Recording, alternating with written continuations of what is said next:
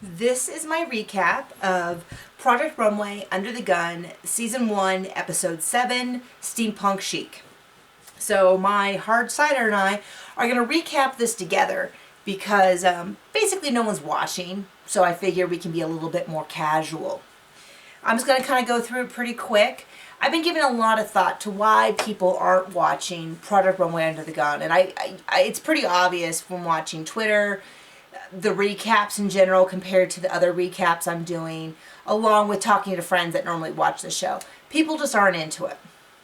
So one of the things I think could be contributing is the mentor structure. So about 50% of the airtime we see, the mentors are on screen. That's just a guess. I don't know. It could be more, could be less.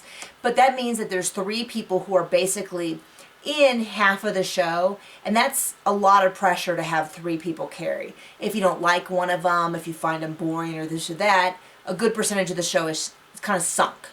I think a lot of people like about these reality shows, especially competition ones specifically, is learning about the contestants. And right now, we have these mentors who, in my case, I already know.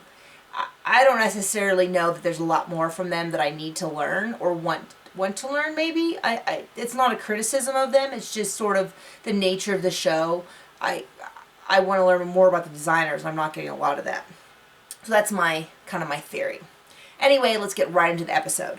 So Anya's really questioning her approach. She's wondering why she's not getting more out of them. She really picked, I think, a lot based on portfolio. And we see that her frustration with Nicholas is that she feels that he's not working up to his portfolio. I think that might have been a bad approach on her part. Basically, the best designer on Project Runway is the one who is a great designer on Project Runway. So I think maybe Nicholas is missing that last part, the on Project Runway. Maybe his work style doesn't allow him to excel on the show or whatever, but it's been pretty evident. And I think she maybe should have kind of realized that earlier and focused on her other designers. I don't know how much attention she gave the other designers, but on the edited show, we mostly saw her talking to Nicholas. And I was a teacher and a coach, you have to learn that you can't want it more than they do. And it was clear she wanted it more than he did.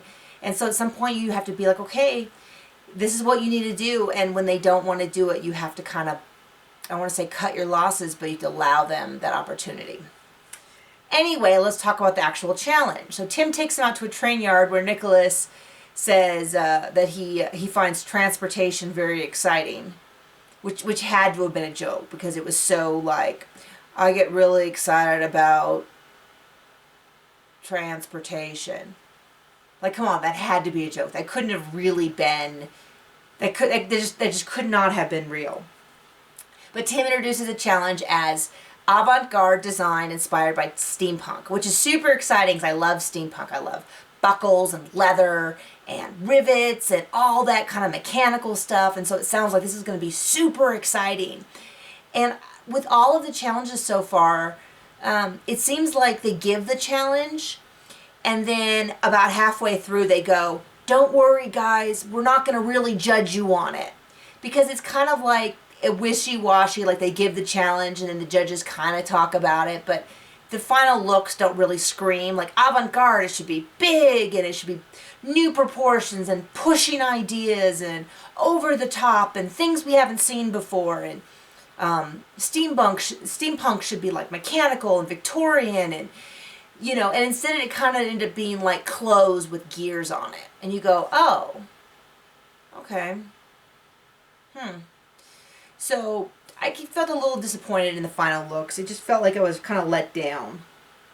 But let's talk about some of the final looks. So the looks that my husband and I really appreciated were the ones that had a strong steampunk element in it and maybe were different and interesting. So for us, Michelle, Shan, Oscar, and Natalia were the tops for us. We actually would have picked Michelle, who was safe, which was surprising to me, but that was one of the ones we really liked. Natalia's was very good, but she had this like cloak on, and when the cloak was on, after the runway when they came out on the stage and she had the cloak on, my husband's like, "Is that a witch's outfit? Like, what?"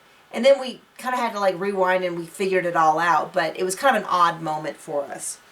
And that's basically the episode. The one thing I do like is this is the point where we start to see the designers kind of loosening up and getting a little snarky with each other because they're just getting tired. They're starting to forget about the camera. They're starting to forget about the mic always being on.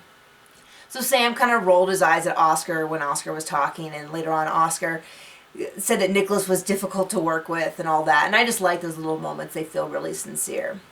So that is my recap of the episode, and hopefully someone will watch it. So I will see you next week.